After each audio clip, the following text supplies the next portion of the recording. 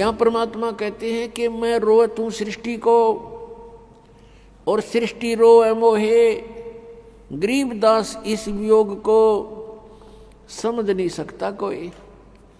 परमात्मा अपनी लीला करता है, अच्छी आत्माओं को मिलता है, उनको ज्ञान देता है। उन अच्छी आत्माओं में से आदरणीय गरीबदास साहिब गांव छुड़ानी, जिला दद्दर, हरियाणा वाले हैं। और उनको भगवान मिले, सतलोक लेकर गए, सचखंड दिखाया, सब व्यवस्था दिखाई, ब्रह्मा विष्णु महेश के लोक दिखाए, धर्मराज का स्थान दिखाया, और जहां प्राणी नरक में दुख पा रहे थे वो स्थान दिखाया। यहाँ का नकली स्वर्ग महास्वर्ग दिखाया, यहाँ के नकली कंस्ट्रक्शन कर रखी है, इस काल ने अपनी शक्ति से करवा रखी है। नकली सतलोक, अलखलोक, अगमलोक, नामी लोक नकली ब्रह्मलोक में बना रखे हैं, वो भी दिखाए। और जहाँ बैठकर 1 लाख मानव शरीरधारी प्राणियों को ये आहार करता है, वो भी दिखाया। फिर अपना सचखंड दिखाया, सतलोक दिखाया। और वहाँ परमात्मा को देखकर, सारी व्यवस्था को समझकर संत गरीबदास साहिब जी बड़े खुश हुए। फिर परमेश्वर ने उनको वापस भेज दिया शरीर में। उस समय गरीबदास जी के शरीर की अंतोष्टि करने की तैयारी थी, मृत जान लिया था, क्योंकि आत्मा को परमात्मा निकाल ले गए थे। चिता के ऊपर रख दिया था तो परमेश्वर ने वापस भेज दिया, तभी वो चिता पर ही हलचल हो गई। नीचे उतराए, उठकर चल पड़े, परमात्मा की आंखों देखे, उस व्यवस्था का गुणगान करने लगे अपनी अमृतवाणी में। परमेश्वर कबीर जी ने गरीबदास साहिब जी के आत्मा में, अंतःकरण में ये ज्ञान भर दिया था जो उन्होंने बाद में बोला। तो यहाँ बताया है कि मैं रोवत हूँ सृष्टि को। गरीबदास जी बता रहे हैं कबीर भगवान ऐसे बोला, और सृष्टि रोवे मोहे, गरीबदास इस वियोग को समझ नहीं सकता कोई। मैं तुम्हारे लिए भटक रहा हूँ, कबीर परमेश्वर जी कहते हैं, और तुम मुझे ना पहचान कर इस काल के दूतों से चिपके हुए हो, इस काल के ही भगवानों से तुम चिपके हुए हो, और मुझे नहीं पहचान रहे, और तुम मुझे खोज रहे हो, तुम मुझे ढूंढ रहे हो, लेकिन मुझ तक ना पहुंचकर इन काल के ही इन अवतारों तक तुम वहीं चिपके रहते हो, क्योंकि तुम्हें ज्ञान नहीं। अब मैं ज्ञान बताने आया हूं, अब तुम सुनते नहीं।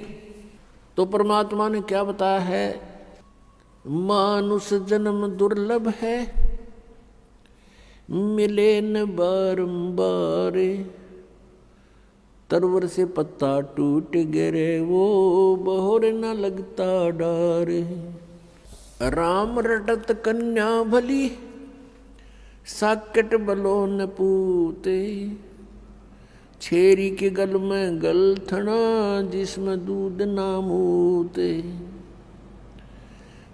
राम रटत दारी दर भलो, टूटी घर की छान, वो कंचन महल किस काम के, जहाँ भक्ति नहीं भगवान।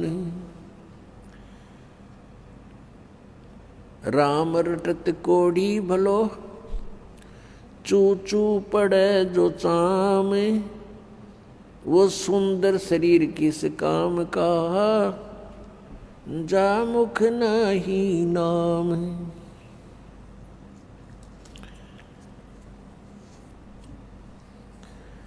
कबीर जिह्वा तो वाहे भली, जो रटे हरि नाम, नहीं तो काट फेंक दियो, ये मुख में भलो ना चाम। ये मानव शरीर परमात्मा ने हमें कल्याण कराने के लिए दिया है, मोक्ष प्राप्ति के लिए दिया है। इसका यथार्थ ज्ञान ना होने से हम दुरुपयोग करते रहे, केवल इससे अपने निर्वाह के लिए ही इसका प्रयोग करते रहे। जो क्रियाएं हम भक्ति को छोड़कर, सत्साधना को छोड़कर अन्य जो क्रियाएं करते हैं, वो पशु भी करते हैं, पक्षी भी करते हैं, सभी प्राणी करते हैं, तो मनुष्य में और अन्य प्राणियों में फिर भिन्नता क्या रही, क्या आवश्यकता थी इस मनुष्य जीवन की? पुण्यात्माओं,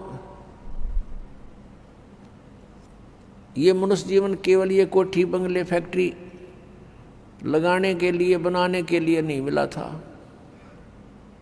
परमात्मा आए स्वयं पूर्ण ब्रह्म, और बनारस में, काशी में, भारतवर्ष की पावन पृथ्वी पर 120 वर्ष तक यहाँ रहे। एक झोंपड़ी में, एक हट के अंदर उन्होंने अपना गुजारा किया। सारे ब्रह्मांडों के दाता, सतलोक के मालिक, सचखंड के निवासी, सर्व सुख संपन्न देश है वो सतलोक, और उसको छोड़कर अपने बच्चों के लिए, आपके लिए, हमारे लिए वो परमात्मा यहाँ आए।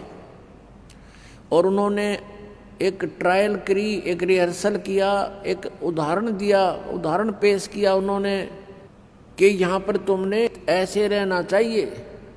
इससे अधिक यदि तुम धन जोड़ने के लिए प्रयत्न करते हो तो ये तुम्हारी अज्ञानता है। घर तो 3.5 हाथ, गणात 4.25, कह कबीर अधिका गहे ताको नहीं विचार। ये नहीं, मनुष्य शरीरधारी प्रत्येक प्राणी का शरीर उसके अपने 3.5 हाथ का होता है। तो परमात्मा कहते हैं यदि आपने एक कोठी बना ली, ऊपर नीचे 3 मंजिल बना दी, और 4-5 कमरे एक मंजिल में हैं, 15-20 कमरे आपके पास हैं, कक्ष हैं, तो उसमें कहाँ सोते हो आप? एक कक्ष में एक चारपाई जो 3x6 की होती है, उसको किसी कोने में डाल ले उस कक्ष के कमरे के, बाकी कोठी व्यर्थ है। तो पुण्यात्माओं, हम जीव हैं, हम देखा देखी करते हैं गलतियां, और वो पीव थे, सर्व संपन्न होते हुए भी कभी भी डगमग नहीं हुए, एक झोंपड़ी में आजीवन रहे। वो ये दिखाना चाहते थे यदि तुमने कल्याण कराना है तो यहाँ की सब आवश्यकताओं को मिनिमाइज करो, बहुत कम बनाओ, कम करो, और ये अननेसेसरी जो आपकी रिक्वायरमेंट है, अनावश्यक जो आपकी आवश्यकताएं हैं, ये आपके भक्ति में बाधा है, ये टेंशन पैदा करती हैं, और टेंशन से भगवान की भक्ति नहीं बनती। आप ये देख करके कि उसने ऐसी कोठी बनाई, मैं भी ऐसी बनाऊं, उसने इतना पैसा कमा लिया, मैं भी कमाऊं। आपने परमात्मा पाने के लिए परमात्मा कबीर जी द्वारा दिए गए उदाहरण, उनके द्वारा दिए गए ज्ञान को आधार बना कर कदम रखना पड़ेगा, तब हम सफल हो सकते हैं। नहीं तो ठीक है, जैसा आप भक्ति करोगे वैसा फल आपको मिल ही जाएगा, लेकिन ये फल आपका यहीं बर्बाद हो जाएगा। स्वर्ग में चले जाओगे इस काल के होटल में, वहाँ अपनी पूंजी व्यर्थ करके आपकी आंखें नहीं खोलने देगा, फिर ये इतना सुख दे देगा ऊपर स्वर्ग लोक में।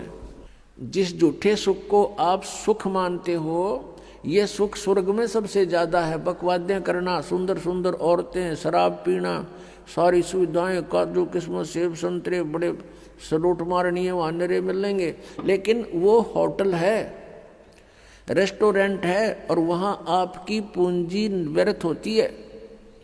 जो यहाँ आपने धन कमाया था वो वहाँ व्यर्थ करवा के फिर वहाँ से धक्के मार देंगे तुम्हारे, और फिर नरक में ठोक देगा।